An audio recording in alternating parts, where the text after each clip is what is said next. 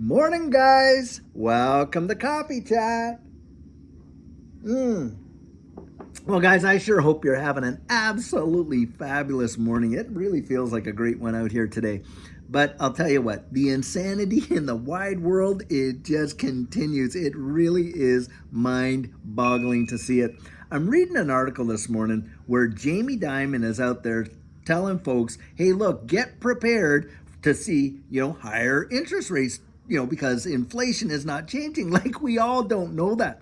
But the thing is this, he'll come out and say, well, I'm expecting to see interest rate, get bumped up, to like 7% and all this kind of stuff. He's throwing all this out there.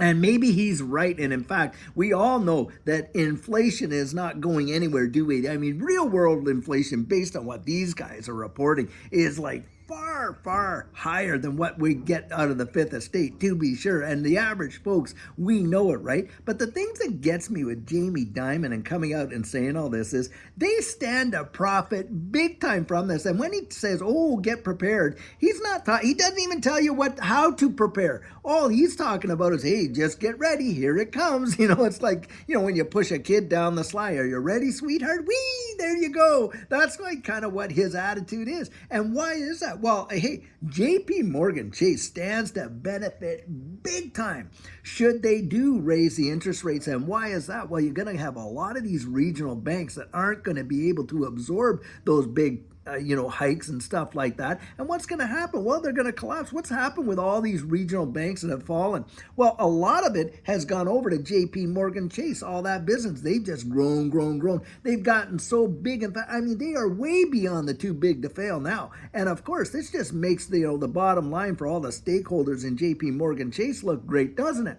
And the thing that really gets me is this. These guys have information that you and I could never even dream of getting, where they are able to go out and get ahead of the game. And as far as I'm concerned, it's tantamount to insider trading. But that's just where it is. They're sitting on so many seats and boards and this and that, that they can see things and they can hear things, and they can know things that the rest of us can't, and they can act accordingly, literally months, sometimes up to even a year and a half in advance, so that, hey, they can actually profit. And do you think they care? No, they don't care at all. Why? Because it's just a cost of doing. They'll pay the fine. Let's say they get caught doing a lot of this stuff and they end up paying the $200-300 million fine. Yeah, that's fine when they turned around and made $3 and $4 billion off the information. You think they care? That's just a cost of doing business. And we know, we've watched other big banks like this literally go out manipulating, the silver and gold markets, this and that. They get fined for it, and what do they go and do? They just continue on their merry way, and away they go. Just a cost of doing business. You and I, we would literally be thrown in the clink for thinking about it, let alone doing it. It's just obscene. And not only that, it doesn't stop there. This is the insanity of how the real world works. Here you've got the U.S. government ready to put the brakes on everything because, they're trying to pass all these spending bills and this and that. And you'll literally see, the civil service in the United States can literally be shut down, and they can put a halt and a freeze on everything. Meanwhile, the U.S. taxpayer is on the tab to pay up to 57,000 civil servants in another country. You go Google and find out where it is. But they're out there paying and into the billions of dollars. Do you realize that the U.S. taxpayer is paying for the civil service in other countries, ones that are involved in some, big European conflicts and things like that? That's exactly what's going on. And it is mind-boggling. I was reading how the U.S. is about to give out some billions and billions of dollars of loans. I'm like, how on earth? You're out there giving all these billions of dollars of loan, and you are literally printing billions of dollars a day of new debt for your own citizens. That is where the insanity. It is just absolutely obscene. Can you imagine running your business or your household under those kind of terms? I mean, there's no way you and I could do it. It's one big rule for them and another one for all us. And of course, do you think that they're out there telling us, hey guys, you might want to think about doing this and that. You might want to stock up on this, that, and the other thing, because of course you're going to see an inflationary result, and then we're going to put price controls in, And on top of that, hey, you might have to see limits of purchases where, they're out there, basically fractionalizing, saying how much you can get of this and how much you can get of that, rationing it out here, there, and the everywhere, and all that kind of stuff. Well, they don't even have to abide by those kind of terms. It's just the hypocrisy knows no limits. Reminds me of, during the whole, thing that was going on there, and they were telling us to, have these things on over here. Meanwhile, in their private parties, not anybody had them, laughing and tee-heeing and all this kind of stuff, literally going out there on their vacations and deals like that. It happened all in the government. I remember back in Canada where they were poo-pooing people doing any travel. Meanwhile, these big government guys were going on luxury vacations to some amazing tropical destinations, while the rest of us literally had to sit home and endure it. It was literally repulsive. But that's what goes on, and we're dealing with a government that is really disconnected with its citizenry in ways I don't think it's happened probably for hundreds of years. I have never seen such a discounted, disassociated, government over their people, and the disparity. And guys, this has brought on some major changes around the world, has it, in times past. And I'm telling you, it's just a powder cake for absolute disaster. And then on top of that, guys, they don't want you and I to even be able to get out there and share information with one another in a way in which we can absolutely help each other to prepare for it. I mean, think of this. They literally were kiboshing Tucker Carlson from interviewing Putin over there. I mean, have you ever heard of something like that? I have never heard. I remember Barbara Walters. She would go out and interview whoever she liked. It didn't matter what the political climate was. She could go and do that and present that to the American people. It is absolutely ridiculous that you would have your own government where one of the very big tenets in there is the freedom of expression and freedom of speech and information. Go out there and literally dictate who can be presented in an interview and who can't. That is obscene, but that's what's going on. And this is the deal. They're trying to control the narrative. They're trying to control this. They're trying to control that. Look, they don't even want us to be able to exercise our liberty of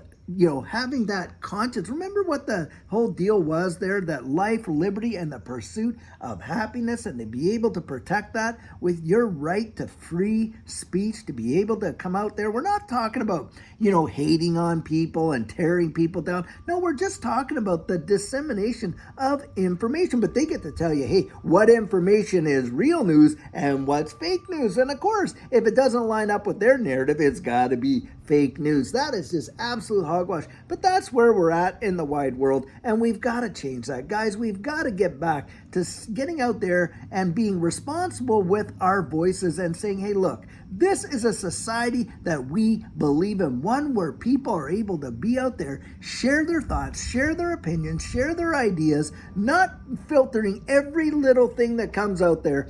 And on top of that, literally going out there and being, having one set of rules over here and another one for us. No, it's liberty and justice for all. That's what these countries stand for. That was the whole point, right from the Magna Carta on into the Constitution. That's why we have it there, guys. It's written down there. They've etched it out in stone, haven't they? They've chiseled it out in stone and left that on monuments because it was supposed to be that permanent. Well, it doesn't seem like it's so permanent anymore, does it? That's the insanity that I'm talking about. There's a term out there. It's called apologetics. And what apologetics really means is, what do you believe and why do you believe it? And I'll tell you what, that is so vitally important to know. What do you really believe? And ask yourself this, why do you believe it? I mean, a lot of times you literally can sit there and you can be talking with people, an issue will come up and you can almost hear verbatim what the message that's literally been coming over from all of these, the TV and everything like that, literally verbatim. And you're thinking to yourself when you're hearing that, have they ever exercised any individual critical thinking whatsoever? Or are they just regurgitating someone else's cud and that kind of stuff, like a cow chews its cud. That's what it's like. It's like they just regurgitating all what they've heard and they haven't really given it critical thought. And I'm going to tell you something. The moment that you acquiesce your critical thinking, to allow somebody else to do it, you have literally lost your individuality in doing that. I genuinely believe that. Why? Because that's what makes us unique. It's our ability to go out there, critically think, come to a consensus and opinion. Yeah, you're going to find people that agree with you, and you're going to find people that don't agree with you. But that's okay. It's not about being liked and all this kind of stuff.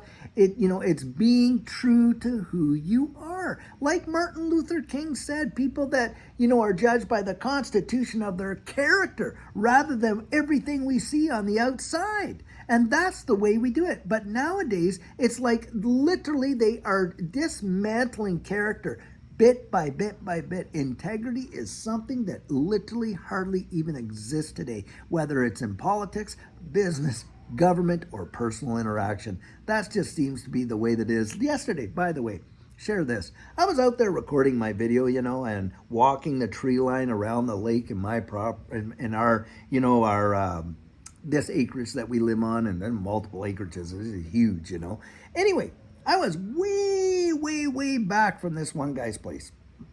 I mean, way back. I'm talking like, oh my goodness, at least 25 yards or more. But needless to say, I'm walking along the tree. This guy comes running out of his house. Get off my property, and all this kind of stuff. But I wasn't even really on his property that I could see anyway. And in fact, like you're in multiple acreages where there's nothing. And I have no issue. If I'm on a guy's property and stuff like that, and I don't know it, by the way, and he says, hey, you're walking on my property here. Hey, that's his property. I respect that. Hey, number one. But the thing is this, how people react. I mean, the guy was literally unhinged. And I'm thinking, boy, if that was me, I would have handled it so much more differently. I said, hey, I would have walked out and said, hey, buddy, I just noticed you're just walking over here and this and that. I don't know if you realize it, but this actually, our private land and that kind of stuff. And, and I would have said, but, and I would have found out. I would have just, a soft answer turns away wrath. But people are literally today, they're just they're literally like paper. What do you call it? That tissue paper away from absolutely losing it. And you can see that almost everywhere. You see it in traffic, you see it at the store, people waiting in line, a thing like that, which I've been in this neighborhood for years now, and I have been a friendly neighbor to most people. I reached out my hand and said, hey. I said, look, I'm sorry, I don't want to be an unfriendly neighbor. Will you shake my hand on it? The guy wouldn't even shake my hand. And boy, I thought to myself, what has our society really turned into? If something like that is going to send you over the edge to that degree, I'm telling you what, we're really, really missing it, guys. We've got to get back to that kind of civility, understanding, caring about one another, and really, really backing what our rights and liberties are so that we can pursue that dream of happiness. I'll tell you what. Anyway, guys, I sure hope you're having a fantastic Tuesday. And until later on today, where we have an absolute amazing video for you, I sure hope you have a great one, and take care.